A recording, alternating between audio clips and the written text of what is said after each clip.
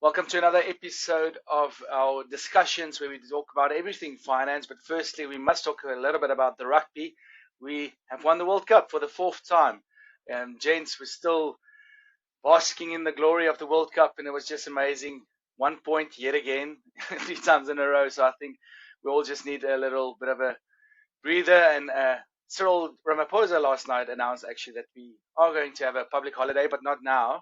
We need to wait till December. The 15th of December is now a public holiday, so we can leave one day early. Bovest can close one day earlier, PJ. So, yeah, that was some good news. Now we can take a little bit of a breather, and hopefully the Proteas don't put us through the same stressful situation. Hopefully they do. Hopefully they get to the semis. It looks good for them. And then hopefully a final, and they win. That will be A first amazing. ever final. But it's not good Yeah. news. Yeah, first ever final. We haven't even gone through to a final. That's true, and it seems like New Zealand will there be a factor as well as Australia, and then luckily England doesn't seem like they're gonna make it. But no, it's going to be interesting, but it's not good news all around. There's last week. There's the latest scandal, or latest Ponzi scheme in the financial industry, and it's a company called, or a unit trust called BHI Trust, which is not. When I heard this, the name sounded sort of familiar, but not really. So it wasn't a well-known financial institution. It was a trust, and the leader of this Ponzi scheme, Craig Warrener, was the mastermind behind all of this, and he's actually a St. Stithians old schoolboy from St. Stithians, and they just said he kind of built this through his network of wealthy individuals. It's very much similar to the Bernie Madoff Ponzi scheme in that they didn't like advertise this everywhere. Like normally, I was thinking Ponzi scheme, it will be on Facebook and just giving you all this high returns and everybody should invest. But this was more like a closed society, like the Bernie Madoff one. It was like you kind of felt privileged to belong to this, and you don't want to ask too many questions because, like Bernie Madoff said, if you leave, if you withdraw money from the scheme, you're never coming back again, and then people leave it there. And PJ, a Ponzi scheme can continue for a while until a lot of people want their money and there's no liquidity. And I think that is what happened now. A lot of people are under stress, they need their money, and now they want their money, and there wasn't enough money to pay out all these members, and that's where he was exposed. And he actually gave himself up to the police. He immediately said he But is guilty, and so he's in the, and he actually wanted to be in jail because he got some death threats. But PJ, what do we look out for? What can we learn from this? As just when we see as yeah, I people think this one is wanting a bit to different. invest in. A friend or investor or partner turned him in and said, if you're not going to turn yourself in, I'm going to turn you in because he realized what was happening, or he wanted to withdraw funds and couldn't withdraw funds and stuff like that. So I think that's just what happened in this case. But yeah, I think the number one thing to look out for in a Ponzi scheme is if a bank gives you a return of, let's say, 8%, or it's now 8%, sometimes it's 4 or 5% each year, that that's the one asset class that you are type of guaranteed your returns, but it's not really guaranteed because if the bank fails, like African Bank did, there is still you can incur a loss. So if you get more than that each year, what are you invested in? And I know he said in this Ponzi scheme he invests in Anglo and just two shares, and he's type of a hedge fund, shorts and longs it. But if he gets it right, why didn't he have trillions of rand? Because if you can do that each year and get 30% return, and it's not a 40% return, it's a 13% return.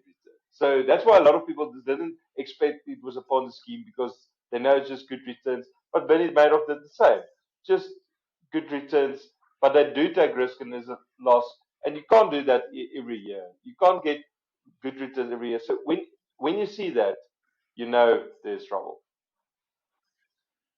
Yeah, and then Yeah, I think it was interesting. Like I said, it was believable returns. It wasn't like the 20% or so. It was believable returns. But interesting for me that currently it says that only he knew about it.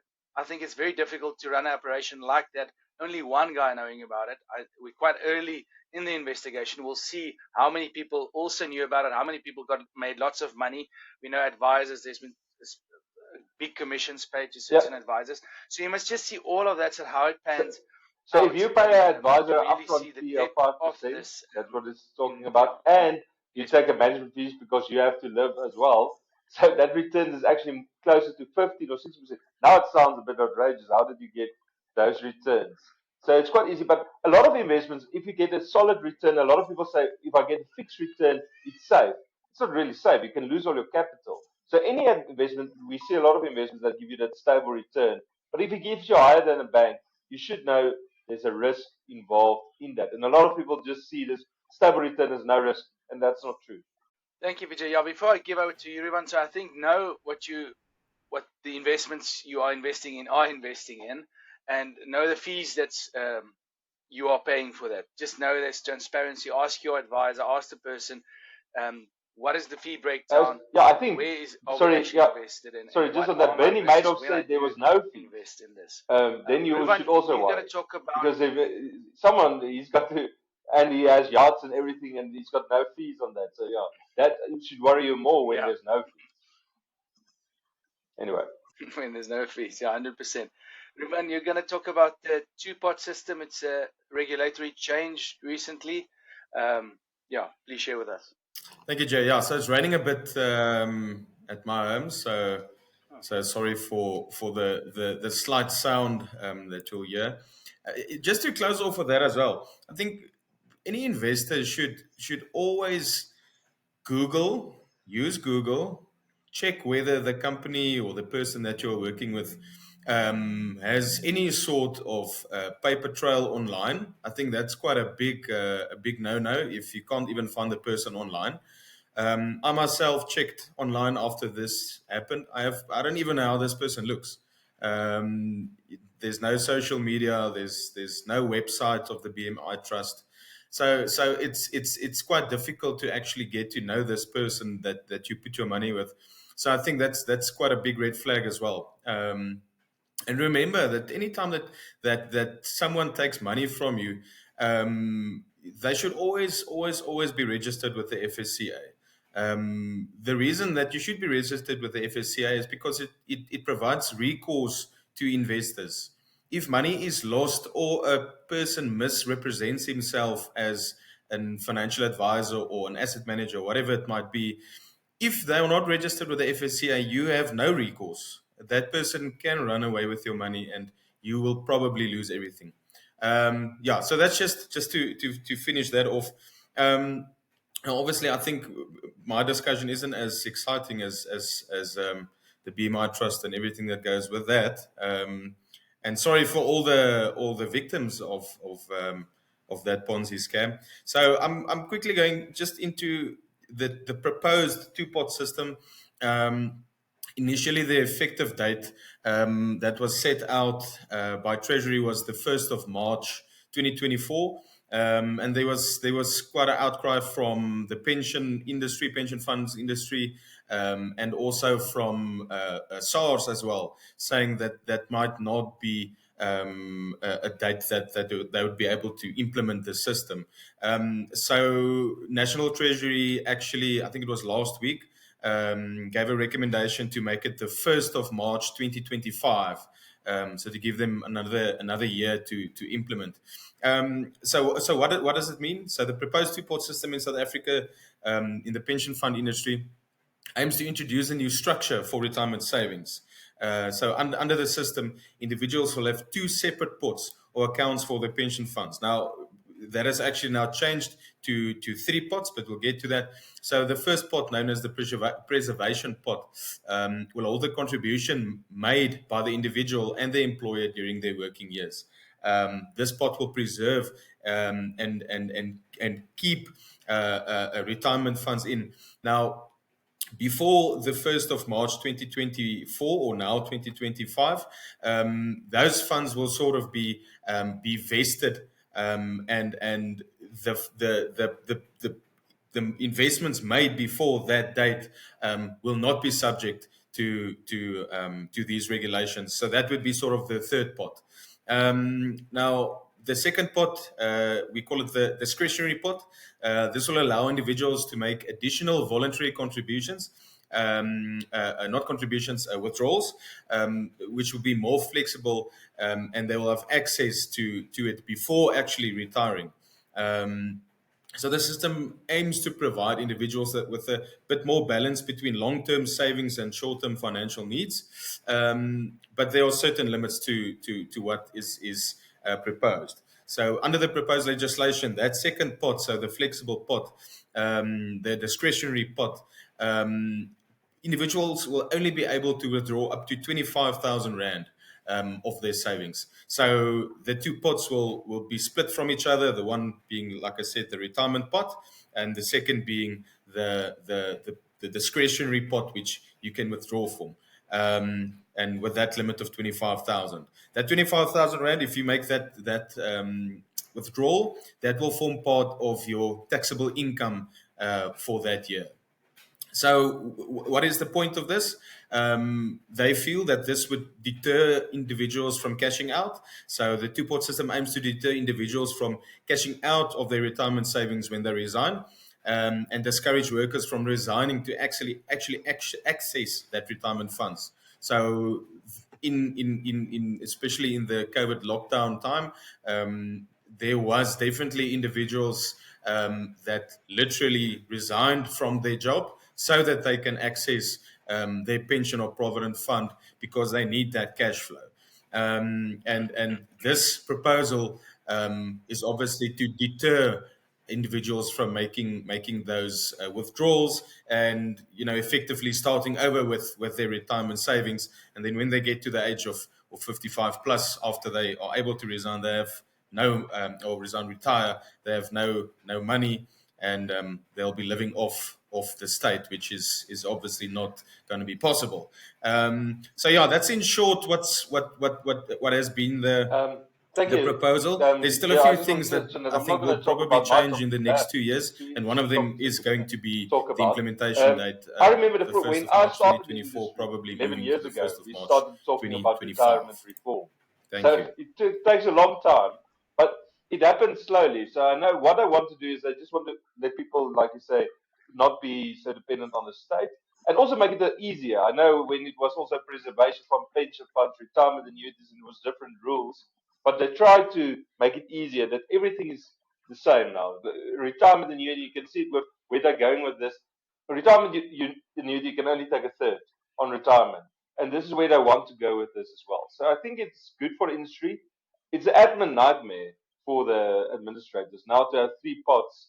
And when you retire, you will definitely need advice, because then you can say, okay, you can take, when you retire with 3 million Rand, you can take 1.5 million, 100%, and then of the other 1.5 million, you can take one third. So it makes advice interesting, it makes the admin interesting, but yeah, I think in the long run, in 50 years' time, it's going to be a good thing. Yeah, thank you for that, Ruvan. And you can clearly see what Yeah, look,